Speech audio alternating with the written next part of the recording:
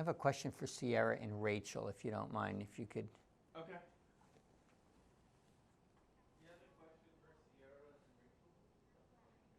Okay. They're on their way.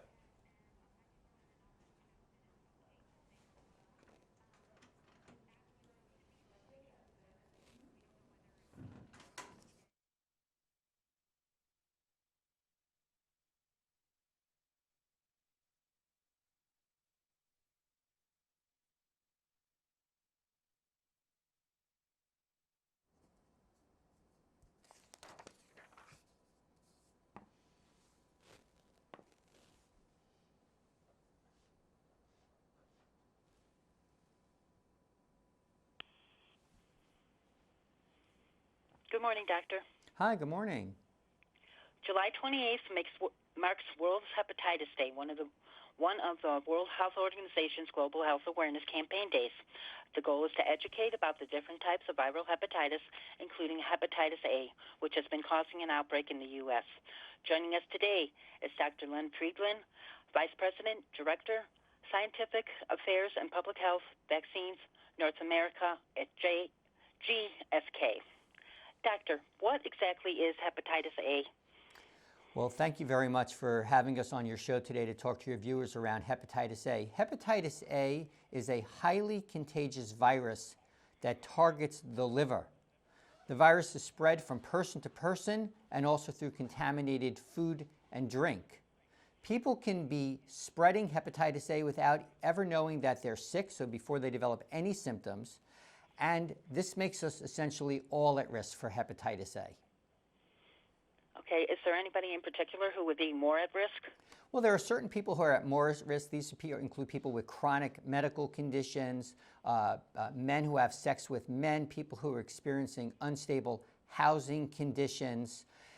These are some of the groups that are at higher risk, but we're also all at risk because this disease can be spread through microscopic amounts of the virus in contaminated food and in contaminated drink, and also through close contact with other people.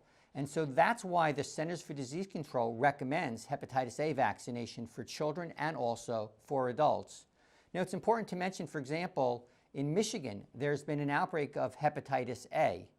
There were about 20 years in the United States where we had fewer and fewer cases of hepatitis A, but starting in 2016, we've had now 33 states with outbreaks of hepatitis A, including in Michigan, with more than 33,000 people sick and 60% hospitalized.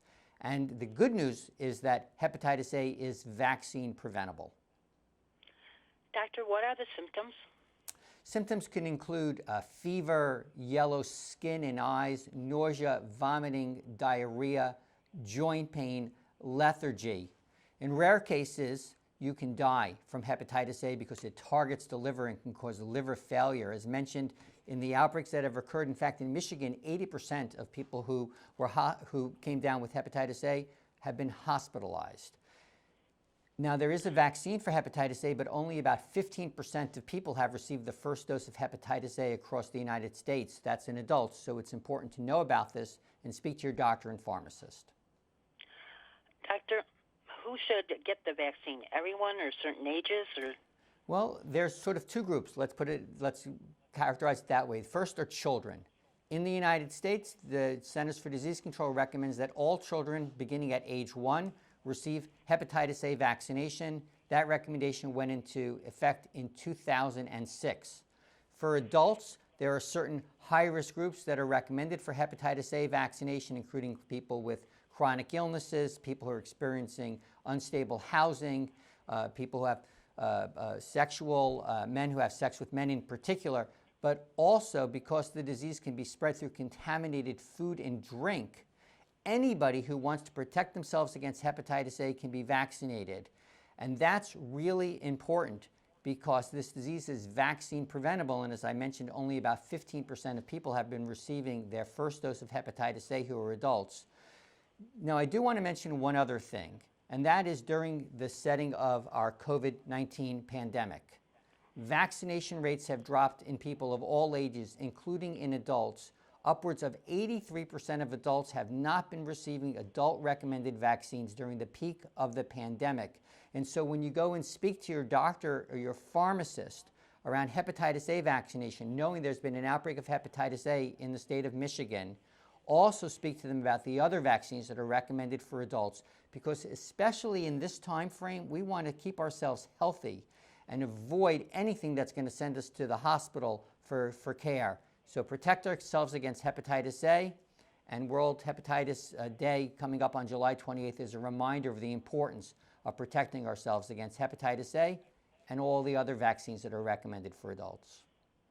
Doctor, along with the vaccine, are there any other measures we can take to prevent hepatitis A? That's a really great question. And the best measure that we can take in addition to vaccination, which is the way to truly protect ourselves, is through good hygienic practices, which is something we need to be doing in general every day anyway. And that means washing our hands carefully when we're in close contact with other people, especially around sick people. Washing our hands when we're preparing food, making sure that our food is properly stored, refrigerated, and cleaned. So good sanitary practices are important for hepatitis A, for health in general, and then the importance of vaccination, because the most effective way to protect against hepatitis A, and again, there's been an outbreak in your state, is through vaccination. So go speak to your pharmacist, speak to your doctor around about hepatitis A vaccination, all the other vaccines that are recommended for adults. And one other resource is cdc.gov/vaccines. I'll repeat that, cdc.gov/vaccines, a great resource to find out more about hepatitis A and all of the other vaccines that are recommended for adults.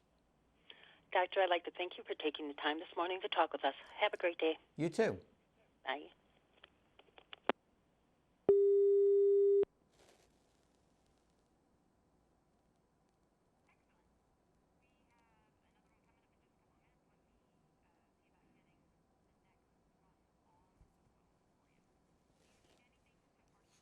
So far, so good.